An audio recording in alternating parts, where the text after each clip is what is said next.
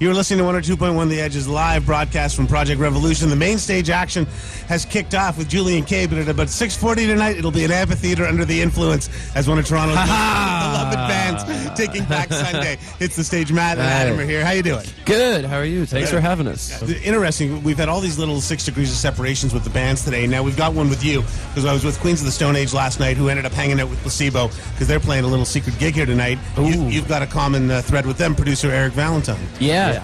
And a lot of their crew. Is Rocky still with them? I don't know if Rocky's still there. We've worked with one of their tech guys too. But Eric was actually, the Queen's record is actually one of the main reasons we chose to work with Eric. So it's a big degree of separation. Ray Toro from My Chemical Romance is joining us. How you doing? I'm doing great. How are you? Good. You've toured this record endlessly. You did the whole Black Parade thing. Now tonight, I guess we're gonna get you for an hour, but we're gonna get like a greatest hit set, like a doing the Black Parade thing, we had a great time, but it's been so nice to get back to this kind of a shorter set, right. More in your face, more energetic.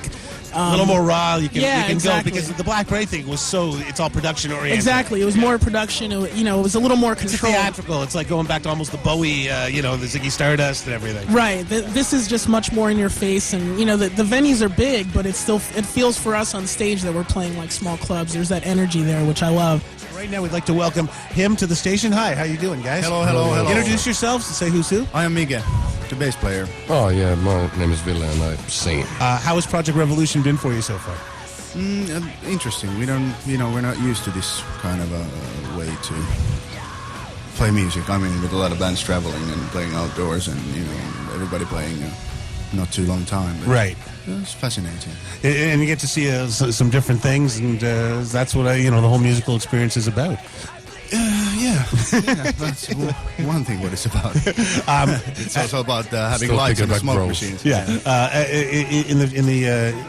In the normal way in this business, where it's always to new fans, it's like, wow, you're brand new, but you're like the 10-year overnight success, five records and great success back home. What is the Finnish music scene like? The only other Finnish band I've met is Rasmus. They're the only other band. What is the music scene like back home? Between us and Rasmus, I think you actually get a pretty good picture. Yeah. There's a lot of rock music and metal music there, and yeah, it's pretty healthy. And it's a big part of Finnish culture, music. And what are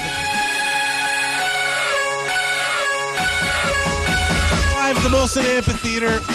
And guess what? We're all one step closer to seeing. Please welcome Chester Bennington of Linkin Park.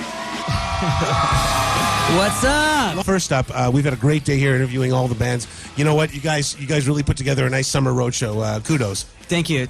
All the bands have just been they're all really great guys, but they're putting on really great shows too. So, I couldn't be more proud of everybody on the tour. Let's talk about Minutes to Midnight. Okay, let's talk about the man's resume, from Slayer to the Beastie Boys to Rage to Run DMC to the Red Hot Chili Peppers, Weezer, everybody else in between. The late great Johnny Cash, yes. Rick Rubin. Let's talk about the choice of Rick Rubin. Is the man. He is, he was on a very short list of producers that we wanted to work with, and we met with him first, and we just, the vibe was great.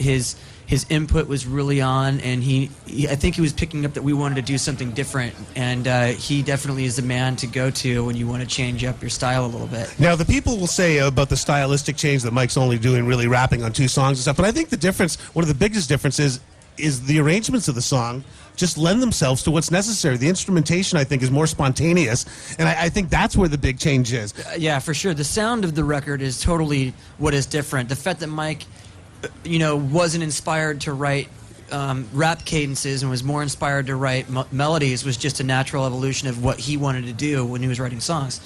And but the core, the guitar tones, the drum tones, everything, the way the songs are put together, the kinds of sounds that we're using, the kind of notes we're putting together are just totally different. And I think a lot of your vocals, as opposed to, let's say, it being in the Linkin Park key or the Linkin Park style, and then you attacking it, it almost sounds like you guys sat down and found out where you wanted to sing that song, and then built the arrangement around your vocal. It was interesting. Every song grew in its own way, but and even vocally, stylistically vocally, things changed, and I really had a chance to really experiment and not go for more of an emotional attack on a song rather than sing it well, and I think that lent itself to really kind of give the an attitude and a mood to the record that was different than what we had done in the past. Thanks for being gracious with your time. Have a wonderful show, and thanks for bringing this rock and roll carnival to Toronto. That's our pleasure. Thanks for having Chester me. Bennington, sports fans, let's hear it for him.